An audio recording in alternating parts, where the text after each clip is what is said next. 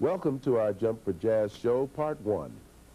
I'm Joe Williams, and I want to share with you the foundation and evolution of America's only native art form. To define jazz is impossible, but we'd like to say that jazz is a relationship of melody, harmony, and rhythm that did not exist before the 20th century, and that improvisation is a key element of that relationship. And we won't have time to mention every deserving musician, but we hope to give insight to those who were major innovators and contributors to the evolution of this very special and creative music. Our story begins in New Orleans, and we are fortunate to have with us an original of the New Orleans style of jazz, that great woodwind player, Garvin Bushell.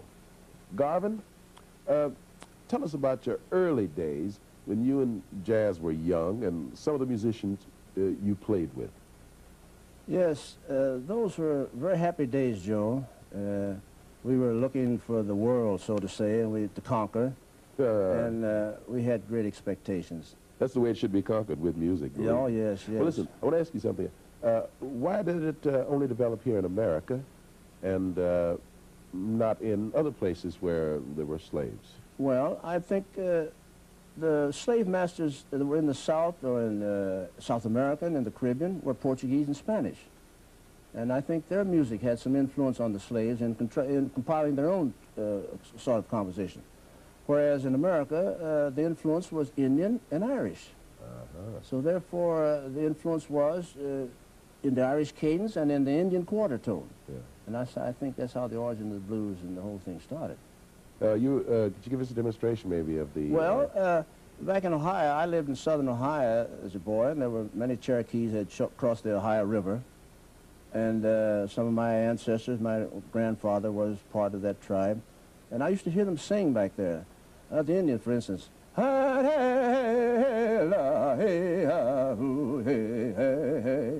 And pretty soon, you know, they say that you begin to hear some of the slaves doing the same thing, but when they were in trouble.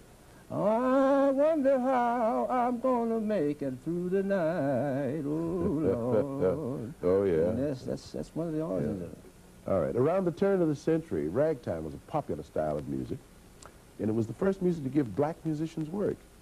In the about 1899, I think it was, Scott Joplin wrote these original rags in St. Louis and Missouri. And the Maple Leaf Rag was his first big major success. And ragtime is what you call legitimate music, and it was meant to be played precisely as it was written, right? Garvin, how does ragtime relate to the more free-form jazz style? Well, first of all, ragtime was very technical, and it was really a challenge to be able to play it on, and particularly on clarinet or piano or violin.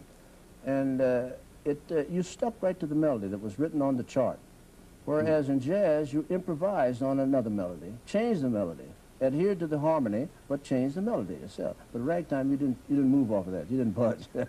Well, Scott's The Entertainer, he was very big. You recorded that, didn't you? Yes, I did. I had the pleasure of recording that in 1947 with Bunk Johnson. Also on that date was Don Kirkpatrick, piano, Wellman Broad, who was with Duke for many years, on bass, Alfonso Steele playing drums, and I don't remember the full name of Ed Cuffey, yes. Yes, Cuffey. On trombone, yes. And I played clarinet. We did this. Yes, we did this in 1947 at Carnegie Hall. We recorded it. Oh, marvelous! Let's hear it. That was the day of the big snow in New York. The big snow in New York. I remember coming out of the hall, and we finished. We went at 11 o'clock. They just started snowing. When we came out at 5 that evening, there was traffic was stopped. So Bunk came out the door and said, "My God, look at all the..." He'd never seen this much snow in his life. He said, "I'm going back to New Orleans," and he did the next day. He took the train back, ducking that snow. Let's hear The Entertainer.